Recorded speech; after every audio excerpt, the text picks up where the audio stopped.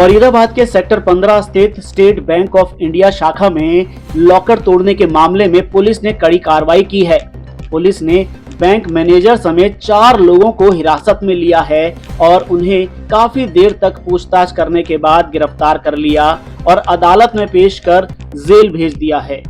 गिरफ्तार आरोपियों में तत्कालीन मैनेजर प्रीति कटारिया, AK सिंह, भावना नरवाल और विक्रेता नीरज शर्मा शामिल हैं। सूचना के अनुसार विक्रेता नीरज शर्मा ने अदालत में अग्रिम जमानत याचिका दायर की थी, जिसे अदालत ने खारिज कर दिया था। SBI बैंक के पीड़ित ग्राहक CA DC गर्ग और उनके मित्र सतीश मित्तल से हमने बातचीत की और उन्होंने बताया कि किस तरीके से SBI बैंक में उनके साथ फ्रॉड हुआ है।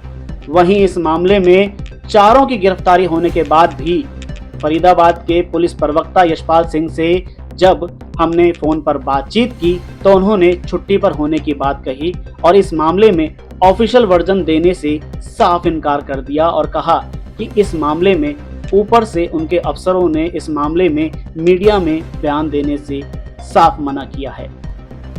देखिए, मुकदमा दर्ज हुए लगभग 40 दिन हो गए। 40 दिन बाद भी रिकवरी ना हो पाना एक गंभीर चिंता का विषय है। हम बार बार पुलिस के अधिकारियों से इस संबंध में मिल रहे हैं। माननीय पुलिस आयुक्त, उनसे भी हम 2 बार मुलाकात कर चुके हैं। जो DCP क्राइम है उनसे तो कई बार मुलाकात हुई है, ACP क्राइम है उनसे भी मुलाकात हो रही है।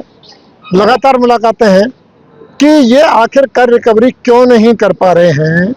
तो ये एक बड़ा चिंता का विषय हम सबके लिए है। जो पीड़ित परिवार है वो तो वैसे ही दुखी है।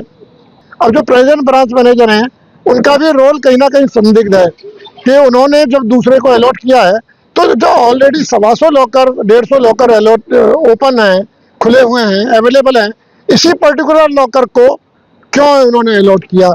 एक और शख्स है जिसको 1,80,000 की पेमेंट हुई है, ताहिर नायक, जोधपुर का रहने वाला है। प्रीति कटारिया ने फर्जी बिलों के द्वारा उसको पेमेंट की है और उसने जो लॉकर तोड़ने वाला है उसके और उसके संबंध में लॉकर तोड़ने वाले को वो 50,000 रुपए की पेमेंट दे रहा है। ये सब चीजें व्हाट्सएप चैट से निकल के आ रही हैं। प्रीति कटारिया, कोई डॉक्यूमेंट वैसे तो अवेलेबल नहीं है, लेकिन तोड़ने वाले को 1 फरवरी को, क्योंकि ये जो इशू था, घटना था, वो 30 जनवरी की है। उसके 2 दिन बाद प्रीति कटारिया अपने व्हाट्सएप मैसेज करके उसको नीरज शर्मा जिसने तोड़े हैं उसको फेक लेटर भेज रही है कि आप इस लेटर को दिखा देना कि मैंने उन्हें बुलाया था।